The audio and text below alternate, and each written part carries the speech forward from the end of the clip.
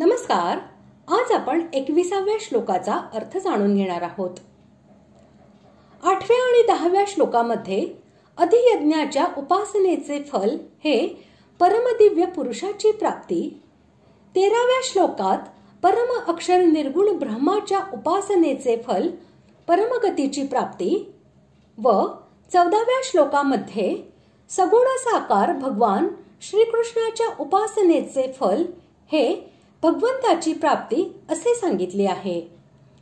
यामुळे तिन्हीमध्ये कोणत्या तरी प्रकारचा भेद आहे असा भ्रम होऊ नये या उद्देशाने आता सर्वांच्या एकतेचे प्रतिपादन करीत भगवंतांच्या प्राप्तीनंतर पुनर्जन्माचा अभाव होतो असे भगवंत दाखवित आहेत. श्लोक 21. अव्यक्तोऽक्षर इत्युक्तस्तमाहुः परमां गतिं यं प्राप्य न निवर्तन्ते तद्धाम परमं मम. श्लोकाचा अर्थ, त्याला अव्यक्त अक्षर असे म्हणतात, त्यालाच श्रेष्ठ गती म्हणतात.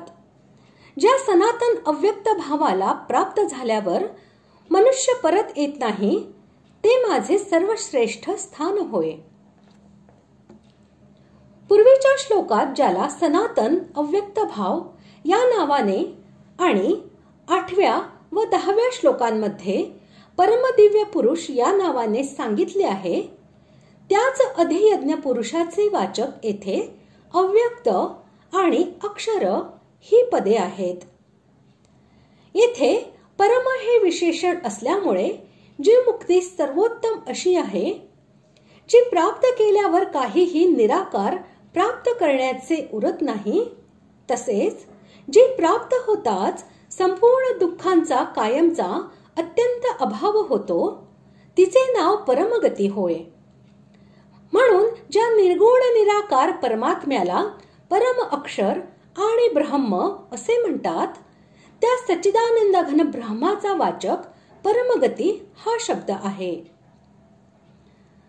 भगवंतांचे जे नित्य धाम आहे ते सुद्धा सच्चिदानंदमय, दिव्य, चेतन आणि भगवंतांचेच स्वरूप असल्यामुळे वास्तविक भगवंताहून अभिन्न आहे. म्हणून येथे परमधाम हा शब्द भगवंतांचे नित्यधाम, त्याचे स्वरूप व भगवत भाव या सर्वांचा वाचक आहे. भगवंतांच्या नित्यधामाची, भगवत भावाची आणि भगवंतांच्या स्वरूपाची प्राप्ती यांमध्ये वास्तविक कोणताही फरक नाही असे याचे तात्पर्य आहे. याचप्रमाणे अव्यक्त अक्षराची प्राप्ती, परमगतीची प्राप्ती आणि भगवंतांची प्राप्ती यांमध्ये वास्तविक कोणताही फरक नाही. हीच गोष्ट समजावून देण्यासाठी असे म्हटले आहे की जे प्राप्त करून घेतल्यावर मनुष्य परत येत नाही तेच माझे परमधाम होय. त्यालाच अव्यक्त अक्षर आणि परमगती असेही म्हणतात. साधनेच्या भेदामुळे साधकांच्या दृष्टीने फलाचा भेद आहे. यासाठीच त्याचे भिन्न भिन्न नावाने वर्णन केलेले आहे. वस्तुतः काहीही भेद नसल्यामुळे येथे त्या सर्वांची एकता दाखविलेली आहे.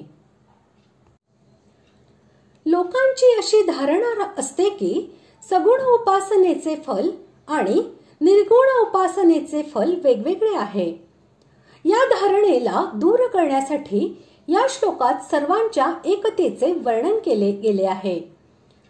मनुष्याची रुची, विश्वास आणि योग्यतेनुसार उपासनेचे भिन्न भिन्न प्रकार असतात, परंतु त्यांच्या अंतिम फलात कोणताही फरक नसतो. सर्वांचे प्राप्त करून घेण्याचे तत्व एकच असते.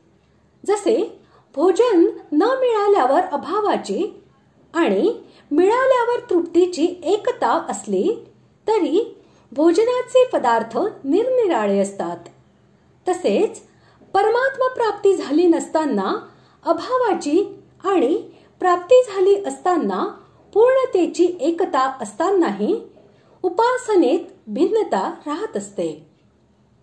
तात्पर्य, परमात्म्याला मग सगुण निराकार मानून उपासना करा किंवा निर्गुण निराकार मानून उपासना करा अथवा सगुण साकार मानून उपासना करा, शेवटी सर्वांना एकाच परमात्म्याची प्राप्ती होत असते. ब्रह्मलोक इत्यादी जितके काही लोक आहेत ते सर्व पुनरावर्ती आहेत. अर्थात तेथे गेलेल्या प्राण्यांना पुन्हा जन्म मरणाच्या चक्रामध्ये परत यावे लागते. कारण ते सर्व लोक प्रकृतीच्या राज्यात आहेत आणि विनाशी आहेत. परंतु भगवत धाम प्रकृतीच्या पलीकडे आणि अविनाशी आहे. तेथे गेलेल्या प्राण्यांना गुणाशी परवश होऊन परत यावे लागत नाही, जन्म घ्यावा लागत नाही. मात्र भगवान जसे स्वेच्छेने अवतार घेतात तसेच ते भगवंतांच्या इच्छेनुसार लोकांच्या उद्धारासाठी कारक पुरुषाच्या रूपात या भूमंडलावर येऊ शकतात. अशा प्रकारे आज आपण 21व्या श्लोकाचा अर्थ जाणून घेतला. पुढील भागात आपण 22व्या श्लोकाचा अर्थ जाणून घेऊया. धन्यवाद.